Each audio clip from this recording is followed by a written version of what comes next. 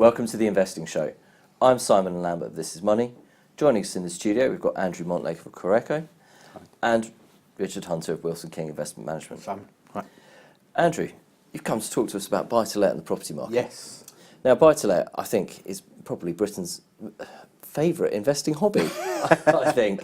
Gone are the days when everyone would be scouring the newspapers for their share tips, and they have been regularly eyeing up the estate agents' listings instead.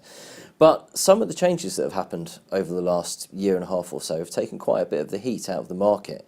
The introduction of the 3% stamp duty surcharge on additional properties was the first one. That saw a big rush before it came in and then a lull afterwards. Have things recovered since then, or have they flattened out? Well, it was the nation's biggest pastime in terms of people wanting to invest in buy-to-let, but these latest changes, certainly the tax changes that were introduced by Osborne last year, basically they have really taken the heat out of the buy-to-let market, which was what they were designed to do. They were concerned that actually the buy-to-let investors were taking properties away from first-time buyers. So they brought in these changes, and it has made people think again. What we've seen is basically the buy-to-let market split into two sections. So the amateur landlord, so the people who thought it was a good idea just to get on the bandwagon and get a buy-to-let investment, they've really stopped buying. So those are people who did have one or two and were going to buy a third and a fourth. They've basically held fire, and that's where the market has really declined. However, the professional landlords still think that there's a good opportunity, and they are still buying, they are still going strong. But overall, we've probably seen the market come off quite a bit. CML estimates, Council of Mortgage Lenders, they estimated that last year buy-to-let was around 40 billion, and they think this year it'll be around about 35 billion. So it has come off sort of 10, maybe even 20%. And does that sort of reduction in people buying include those people who may not have even had a buy-to-let to begin with? I mean, we've all had those conversations with people, haven't we? The default options seem to be someone ends up with a windfall, perhaps an inheritance or something like that, or an investment that matures. They've got 10, 20, 30,000 pounds. It's like, I'm going to buy a property with it. Those people buying their first buy-to-let, have they sort of vanished a bit as well? They have to a certain degree. They're the so-called dinner party buy-to-let people. There are still some reasons why people do want to buy-to-let, and we're still seeing those. One of the biggest growing reasons, actually, is future properties for kids, because they're worried how are their children going to get onto the housing ladder in the future. So some people with money in their pockets are thinking, well, let's buy now, let's invest it for the future. They can rent it out, and in due course, we can pass it on to our kids, and then that's a way of helping them onto the property ladder.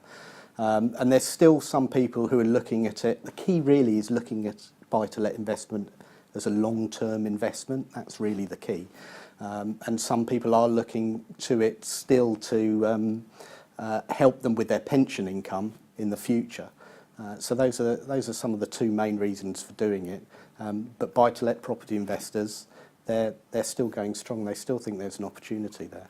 In terms of the split in the market you mentioned just at the top there, the professional and the amateur, how is that defined? Is that the number of properties that they've got on the one hand or the other, or are there some other definitions? Well, that's a very topical question. Actually, the Prudential Regulation Authority have just defined it for everyone. Right. So they've said a professional buy-to-let landlord is someone who owns 4 properties or more. Okay. And they're bringing in additional rules coming in on the 30th of September, which is going to make it even more complicated for buy-to-let landlords to get a mortgage. They've told mortgage lenders that actually they have to underwrite these people in a very different way. So it's going to mean a lot more paperwork, a lot more. Actually, it's not a bad thing because it's just professionalising the industry that little bit more. And does that pull in a lot more to do with that own individual's earnings and their outgoings, rather than the old-fashioned way of assessing the buy-to-let, which was the property, you're going to purchase it for X, you're going to put a certain amount of money in, here's your mortgage in the middle, will the rent cover the mortgage by 1.25 times? And then, yes, off you go. Yeah. No need for the same element of stress testing and affordability. Ostensibly, the key underlying about whether they lend on that property is still done on a rental stress basis. However, looking if you're a professional landlord, they need to underwrite things like, is the portfolio servicing itself properly? Are they declaring their income properly? That's one of the biggest things. There are estimates I've heard that the revenue suggests that 40% of landlords aren't actually declaring their tax properly. So have they got accounts? Are they declaring everything properly? Have they got a business plan? Do they actually need more borrowing? This is one of the weird grey areas that lenders are meant to ascertain is it in the client's best interest to increase their portfolio further? They'll have to produce a cash flow statement. All these kinds of things that you would expect if you're running a proper professional business, they're starting to bring in. So the sort of the amateur landlord types who might have maybe 4 properties or thinking of buying more, they really have to get to grips with this and professionalise themselves. And what about any, probably not on the immediate horizon, but any nudge up or indeed sustained rise in interest rates? How does that begin to attack that particular market? That's one of the biggest problems with the tax changes. So previously you could offset your rental income against your highest rate of tax. Now you can't do that if you're a higher rate or additional rate taxpayer. That's being phased in over the next 4 years. So it will just be a 20%, so down to the basic rate tax credit. So that's fine for some people, but where that really starts to hurt is when interest rates rise. And so a lot of landlords are being faced with, when this actually comes in fully in 4 years' time, if interest rates rise, they will get a much higher tax bill. So they'll see their profits reducing dramatically. And that's one of the reasons why a lot of people have stopped. And the other thing they're doing to try and get around that is to actually purchase in a limited company name. Right. Which has some tax advantages but doesn't get round others. One of the big issues that's stopping a lot of people buy second properties is the additional 3% stamp duty. Sure. And that's really had a major effect because that increases the upfront costs dramatically. So if you have made the decision that you can clear all of those hurdles and that the numbers do stack up for you, what are the reasons that people are still buying into residential property? Well, there's several reasons. One is actually it's the British obsession with bricks and mortar. It's an investment that they know, that they trust, that they like. And if you look back at a long-term property performance, it's always done well over a long period of time. As I said, some people are using it to purchase property for kids. Some people are using it to supplement their pension income in the future. And other people just think actually it is a good investment. If you're investing long term for capital growth, then it is a good investment. It does work for people. And in terms of that sort of long-term capital growth, the rise in house prices essentially, we find ourselves in a slightly odd position with house prices, don't we? Whereby we've got parts of the market like London and the southeast, where prices have risen hugely over the past 5 years since the post sort of financial crisis lows. Then we've got other parts of the country, maybe up in the north, where prices are only just about level with the peak they reached in 2007 or slightly above it. We've also got a scenario where house prices, although they're still rising, that the annual pace has come down to about 2% according to the Halifax. And their figures showed this week that house prices, the average UK house price compared to 2007, over that 10 years is only up 10%. So, I mean, it's actually less than 1% a year when you compound it. So you've got a point where they haven't risen very much over a long period of time, so you might think they've got further to go. But you've got some areas where they haven't hardly risen at all, but some areas where they've risen a lot. And then also, as you take it as a whole, they're at a very high level next to wages. So how do you fit all the pieces of that together to create a jigsaw that says, well, here's what I think is going to happen to house prices medium to long term? It's, well, I mean, that's $1 million question, what's actually going to happen. It is very tricky. If you're a professional buy-to-let investor, then you're going in, a lot of them tend to stick to areas that they know, that they trust, that they understand, local areas to them. or areas they've done a lot of research on. And that was part of the problem previously. You had a lot of amateur landlords who are always looking for the next big thing. And it's really hard to play the market like that. A professional investor really goes in and investigates a market, a local area properly. What we are seeing is a lot of people actually coming out of London because they think it is very toppy, and rental yields are generally, compared to prices, pretty low. So we're seeing a lot of landlords actually purchase further north, outside of London. University towns are really popular because they can pick up properties relatively cheaply and the yields are much higher. So they're getting a lot better yields and a lot more cash there. But it's really difficult for everyone to really know exactly what's happening with house prices. But if you just look at the basic economic fundamentals of supply and demand, there are too many people, not enough houses being built, and people will need homes now and in the future. And that doesn't look like that problem is going to change anytime soon. And that means that housing is going to be a valuable commodity going forward. In your experience, in your opinion, is there any even slight possibility that due to the fact that houses are so unaffordable for first-time buyers in a lot of the country, that we ever move towards a more continental model of not having house ownership, but having pretty much a totally rental market?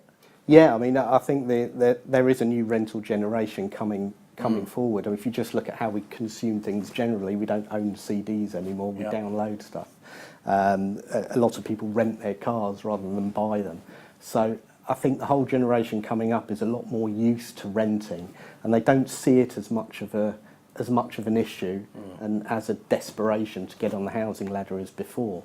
So I think definitely that will happen, certainly in places like London, where how are key workers going forward going to afford it's not the mortgage costs, it's actually getting the deposit together to actually purchase in London. So that's very difficult. So I think the rental generation is growing. We've seen house ownership rates fall and rental properties increase, and I think that will continue for the future unless something happens to the government suddenly get their act together and actually come out with a long-term housing plan. Well, that's really interesting. Without getting too macabre, what then happens, of course, is that the rental generation that are coming up will, at some point, get half of their parents' estate if they're siblings of two, for example, which could be, especially in the southern part of the country, could be a considerable amount of money as a lump sum.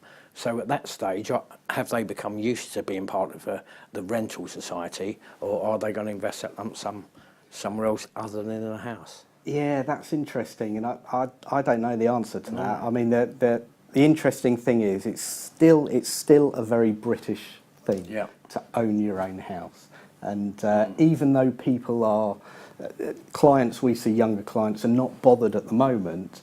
Ultimately, they still think that they will own their own home. That's still their ultimate goal. Not necessarily when they're 20, but certainly when they're 30, 40, even later in life. We're seeing first-time buyers getting later and later. But their ultimate goal is still to own a property at some stage. It's just maybe not traditionally the first thing they think about. Yeah. In terms of looking at tenants, I mean, can the key to being a successful buy-to-let landlord over the medium to long term be trying to appeal to those tenants? So if you've got your younger renter for whom renting is actually a lifestyle choice, they prefer to rent. You might have someone who's moved for business, for work. They may have moved from another country. They may have moved from the other end of the country.